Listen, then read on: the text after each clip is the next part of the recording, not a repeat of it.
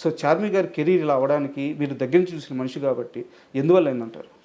Career అని ఇంకా నేను కూడా ఆమె అంతకుముందు సక్సెస్ఫుల్ హీరోయినే. అవును. తర్వాత మన సినిమా చేసింది ఆమె బాగా నమ్మకం ఉంటుంది. తర్వాత పూరి గారి సినిమా ఏదో చేసింది, పేరు గుర్తులేదు నాకు. అవును, జ్యోతిలక్ష్మి. జ్యోతిలక్ష్మి, అది కూడా ఆమె అద్భుతమైన పెర్ఫార్మెన్స్ చేసింది, మంచి కథ. 2 సినిమాల్లోనే ఆమె ఎక్సలెంట్ పెర్ఫార్మెన్స్ ఇచ్చింది. ప్రాబ్లం చిరాకేసి ఉంటుంది, వీళ్ళు మంచి సినిమాలు చూడరు, మంచి పెర్ఫార్మెన్స్ చూడరు, వీళ్ళకి అనవసరం మనం చేయటం అని ఆమె రూట్ మార్చుకుని ఉంటుంది. మార్చుకొని ప్రొడ్యూసర్ అయింది.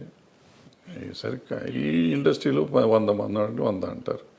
ఆమె చేసుకుంటానే పోతుంది, పట్టించుకోవట్లేదు కదా. తన కష్టం తను పడుతూనే ఉంది. అంతే కదా, పని అయిపోయింది. మనం దాని గురించి కామెంట్ చేయటం ఎందుకు. ఆమె షీఈస్ డూయింగ్ గుడ్.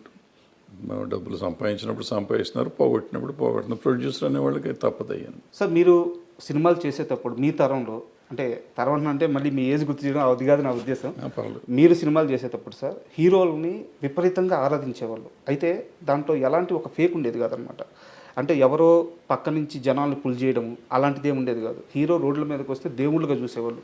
కృష్ణ గారిని కానీ, ఎన్టీఆర్ గారు కానీ, ఏఎన్ఆర్ గారు కానీ, వాళ్ళందరినీ కూడా నిజంగా దేవుళ్ళలాగే చూశారు. అదంతా చాలా రియలిస్టిక్గా, చాలా రియాలిటీగా జరిగిన సందర్భం అది. బట్ ఈరోజు ఇండస్ట్రీలో పరిస్థితి చూస్తే యూట్యూబ్లో పాటలకి వ్యూస్ కొంటున్నాం అని చెప్పి నిర్మాత చెప్తున్నారు, ట్రైలర్ వ్యూస్ కొంటున్నాం అని చెప్పి నిర్మాత చెప్తున్నాడు. సో